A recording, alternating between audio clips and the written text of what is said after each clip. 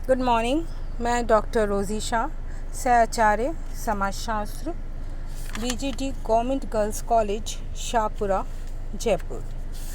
आज हम email Durkheim के सामाजिक प्रकारों के वर्गीकरण के नियम, सामाजिक तथ्यों की व्याख्या के नियम, समाजशास्त्रीय प्रमाणों की स्थापना से संबंधित नियम और उनकी सुप्रसिद्ध पुस्तक समाजशास्त्रीय पद्धति के नियम के निष्कर्षों को जानेंगे। सबसे पहले आज हम सामाजिक प्रकारों के वर्गीकरण के नियमों को समझेंगे। इमाइल दुर्खीम ने अपनी पुस्तक के चौथे अध्याय में सामाजिक प्रारूपों या प्रकारों के वर्गीकरण के नियमों का उल्लेख किया है। आपने सबसे पहले दो प्रकार के दृष्टिकोणों को जो कि समाज में प्रचलित हैं बताया है। एक दृष्टिकोण नामवादी और दूसरा दृष्टिकोण है यथार्थवादी।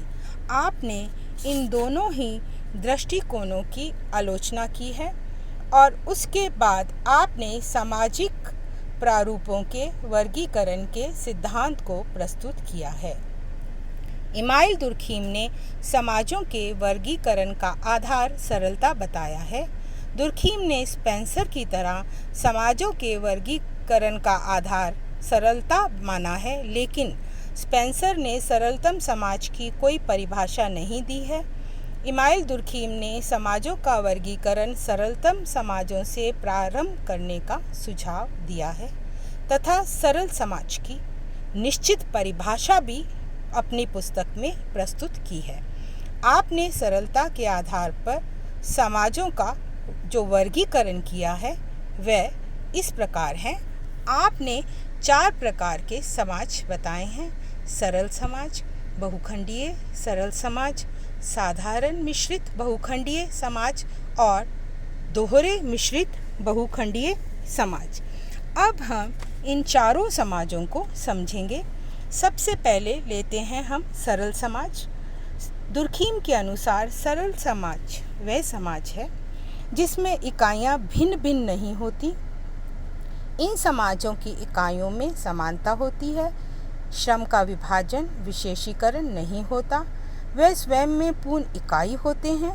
ये समाज जीवों की संरचना जैसे होते हैं। जैसा कि दुर्खीम लिखते हैं, सरल समाज वह समाज है जिसमें उससे और अधिक सरल समाज उसमें विद्यमान नहीं होते हैं और जिसके वर्तमान स्वरूप में न केवल एक ही खंड विद्यमान होता है बल्कि उसमें पहले से भी किसी प्रकार के उपखंडों की उपस्थिति के निशान नहीं मिलते हैं। दुर्खीम के अनुसार इन समाजों को और छोटी छोटी इकाइयों में विभाजित नहीं किया जा सकता है। ये आत्मनिर्भर तथा पूर्ण इकाई होते हैं। दुर्खीम ने इसका उदाहरण बताया है गोत्र समूह। अब हम दूसरे प्रकार के समाज को समझेंगे, बहुखंडीय सरल समाज। जब कई गोत्र समूह मिलकर किसी समाज का निर्माण करते हैं तो ऐसे समाज को दुर्खीम बहुखंडीय सरल समाज कहते हैं। इनको मिश्रित समाज भी कहा जा सकता है। इनका निर्माण करने वाले प्रत्येक खंड यानी गोत्र समूह सरल समाज होते हैं और इसके उदाहरण भी दुर्खीम ने बताए हैं, जैसे ऑस्ट्रेलिया की जनजातियां, इराक्विस, प्राचीन एथेंस के समूह। जब कई गोत्र समूह में उपजाति तथा उपजातियों से जाति व्यवस्था वाले समाज ग्रामों का निर्माण होता है तो उन्हें भी बहुखंडीय सरल समाज कह सकते हैं। तीसरा समाज का जो प्रकार दुर्खीम ने बताया है वह है साधारण मिश्रित बहुखंडीय समाज। जब कुछ बहुखंडीय सरल समाज परस्पर एक जटिल मिश्रित समाज का निर्माण करते हैं तो इससे जो अधिक विकसित समाज बनता है उसे दुर्खीम साधारण मिश्रित बहुखंडीय समाज कहते हैं। इसका उदाहरण दुर्खीम ने बताया है रोम के नागरिक राज्य का निर्माण करने वाली जनजातियाँ, कबायली जनजातियाँ इसके उदाहरण हैं। अब हम चौथे प्रकार के समाज को समझेंगे दोहरे मिश्रित बहुखंडीय समाज। दुर्खीम ने इन समाजों को जटिलतम समाज बताया है। ये समाज के विकास के क्रम में उच्चतम श्रेणी के समाज हैं। इनका निर्माण साधारण मिश्रित बहुखंडीय समाजों के योग या मिश्रण से होता है। इनके उदाहरण हैं नगर, महानगर, राजधानियाँ। अब इसके बाद हम सामाजिक तथ्यों की व्याख्या के नियमों को जानेंगे। दुर्खीम ने अपनी पुस्तक के 5वें अध्याय में सामाजिक तथ्यों की व्याख्या के 3 नियमों का प्रतिपादन किया, जो इस प्रकार हैं। पहला, जब हमें किसी सामाजिक घटना की व्याख्या करनी हो तो हमें उसके उत्पन्न करने वाले फलप्रद कारणों को तथा उस घटना के द्वारा पूरे किए जाने वाले प्रकार को अलग अलग खोजना चाहिए। दूसरा, एक सामाजिक तथ्य के निर्धारक कारण को पूर्वगामी सामाजिक तथ्यों में ही ढूंढना चाहिए, ना कि व्यक्तिक चेतना की अवस्थाओं में। साथ ही एक सामाजिक तथ्य का प्रकार्य हमेशा किसी सामाजिक उद्देश्य के संबंध में ही खोजना चाहिए।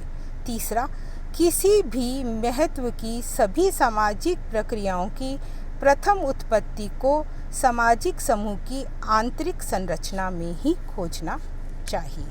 चलिए अब हम दुर्खीम के समाजशास्त्रीय प्रमाणों की स्थापना से संबंधित नियमों को संक्षेप में समझेंगे। अपनी पुस्तक के 6ठे अध्याय में दुर्खीम समाजशास्त्रीय प्रमाणों की स्थापना से संबंधित नियमों को प्रस्तुत करते हैं।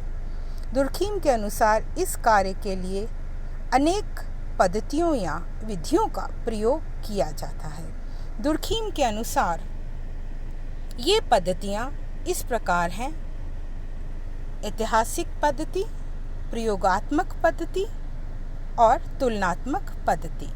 इन तीनों पद्धतियों को हम संक्षेप में जानते हैं। दुर्खीम ऐतिहासिक पद्धति एवं प्रयोगात्मक पद्धति को समाजशास्त्रीय अध्ययन के लिए उपयुक्त नहीं मानते हैं एवं उनके मत में तुलनात्मक पद्धति का प्रयोग करके ही समाजशास्त्रीय प्रमाणों की स्थापना उचित रूप से की जा सकती है। स्वयं दुर्खीम लिखते हैं, तुलनात्मक समाजशास्त्र समाजशास्त्र की एक विशिष्ट शाखा नहीं है, बल्कि वह स्वयं समाजशास्त्र है, क्योंकि ये मात्र वर्णनात्मक न होकर तथ्यों की व्याख्या करने की आकांक्षा करता है। अब हम निष्कर्ष संक्षेप में समझेंगे। अपनी पुस्तक के 7वें अध्याय में दुर्खीम के पूर्व के अध्यायों के आधार पर कुछ निष्कर्ष प्रस्तुत किए जा सकते हैं। इन्हें हम 3 बिंदुओं में रखकर देख सकते हैं। पहला, ये पद्धति दर्शन शास्त्र से पूर्णतः स्वतंत्र है। दूसरा, ये पद्धति वस्तुनिष्ठ है। तीसरा, ये पद्धति पूर्णतः समाज शास्त्रीय है। धन्यवाद।